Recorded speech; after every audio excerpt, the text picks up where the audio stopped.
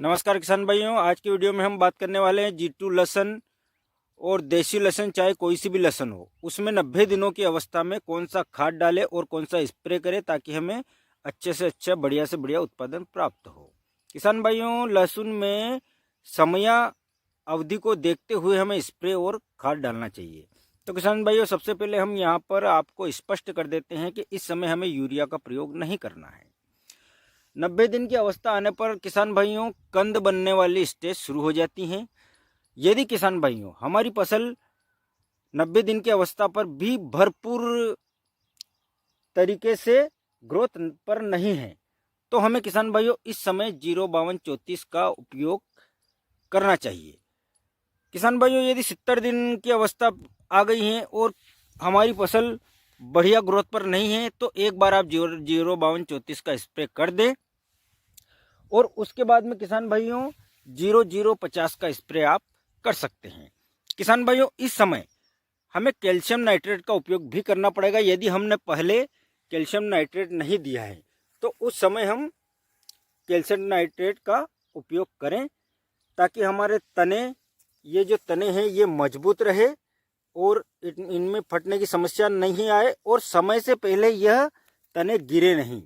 जब गर्मी स्टार्ट हो जाती है उस समय यदि कैल्शियम नाइट्रेट की कमी है तो ये तने कंद बनने से पहले ही गिर जाते हैं और जब ये तने गिर जाते हैं तो कंद पूरी तरह से बड़ा नहीं बन पाता है। तो कैल्शियम नाइट्रेट का उपयोग इस समय हमें जरूर करना चाहिए।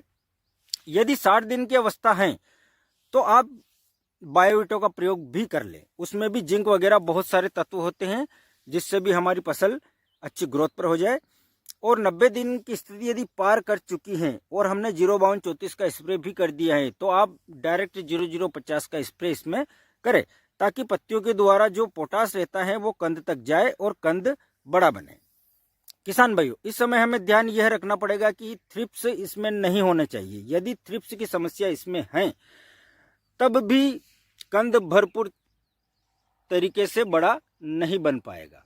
तो किसान भाइयों, यदि हमने बहुत सारे टेक्निकल आजमा लिए हैं और थ्रिप्स कंट्रोल नहीं हुए हैं तो इस समय आप डायरेक्ट जंप और एडमायर का प्रयोग करें। प्रिफ्रोनिल और इमिडा 80 और 70% के फार्मूले में यह आएगी, तो इससे आपको बढ़िया बेहतरीन रिजल्ट मिलेगा।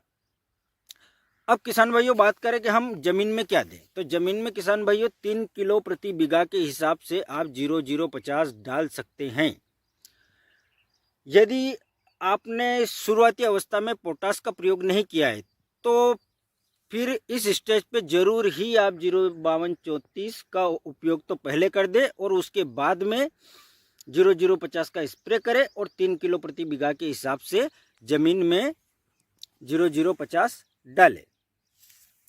अब किसान भाइयों बात करते हैं, यदि फंगस कंट्रोल नहीं हुई है और फंगस अभी भी फसल में है और फसल में अगर धारियां भी बन रही हैं लंबी लंबी और पत्तियां पीली पड़ रही हैं, तो किसान भाइयों आप बिल्कुल भी देरी ना करें और एम स्टार टॉप का प्रयोग करें।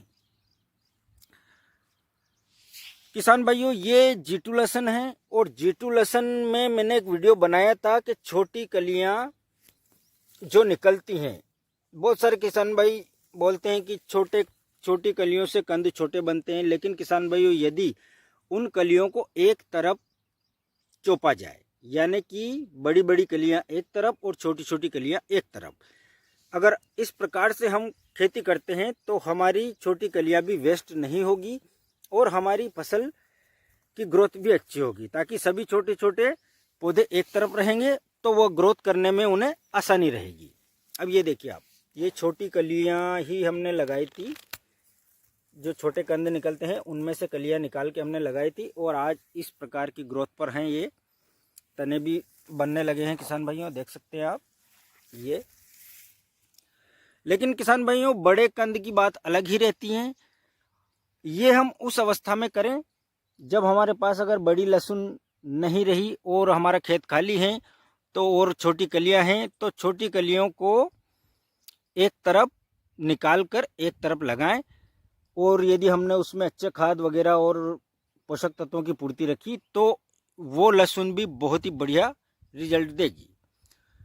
ठीक है किसान भाइयों, यदि आपको वीडियो पसंद आया तो आप वीडियो को लाइक कीजिए और चैनल को सब्सक्राइब कीजिए और घंटे के निशान पर ऑल प्रेस कीजिए। वीडियो बंद करने से किसान भाइयों एक बात और मैं आपको जरूर बता दूं कि यदि आपने सारे स्प्रे कर चुके हैं फफूंदनाशक के, उसके बाद भी यदि इस प्रकार से आपके समस्या आ रही हैं तो अब इस अवस्था में आप एक बार सल्फर जो आती हैं, जो छिड़कने वाली सल्फर आती हैं, उस सल्फर का स्प्रे कर दें।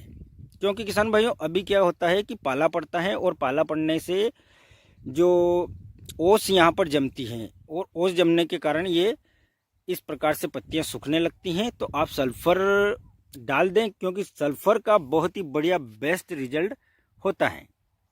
5 किलो प्रति बीघा के हिसाब से आप छिड़काव कर दें। सल्फर को हाथ से उड़ाना पड़ती है तो आप इसमें उड़ा दें। बहुत ज़्यादा मात्रा में भी नहीं उड़ाना है, 5 किलो प्रति बीघा या 1.5 बीघे में भी आप उड़ा सकते हैं, तो आपको बहुत ही बढ़िया बेहतरीन रिजल्ट प्राप्त होगा। ये इस समय किसान भाइयों बहुत ही हमने दवाई का प्रयोग कर चुके हैं हम, लेकिन फिर भी ये मौसम ख़राब होने के कारण ये समस्या हमें नज़र आ रही हैं। ये देखिए आप, इसमें शुरुआती अवस्था में जब ये छोटी थी उस समय बहुत ही भयंकर मात्रा में पीली पड़ चुकी थी और पत्तियां पीली पड़ गई थी। एमिस्टार टॉप का प्रयोग किया, उससे बहुत ही बढ़िया रिजल्ट मिला। उसके बाद फिर इसमें हमने प्रयोग की फफूंदनाशक में जो सल्फर और ट्यूबरकुलोनाजोल आती है उसका प्रयोग किया था, तो उससे भी हमें बहुत बढ़िया रिजल्ट मिला था। और अभी फिर मौसम ख़राब होने के कारण ये फिर समस्या शुरू हो गई है। अब हम इसमें सल्फर डालेंगे ऊपर से। ठीक है किसान भाई, यदि आपको वीडियो पसंद आए तो आप वीडियो को लाइक कीजिए, चैनल को सब्सक्राइब कीजिए और घंटी के निशान पर ऑल प्रेस कीजिए। धन्यवाद।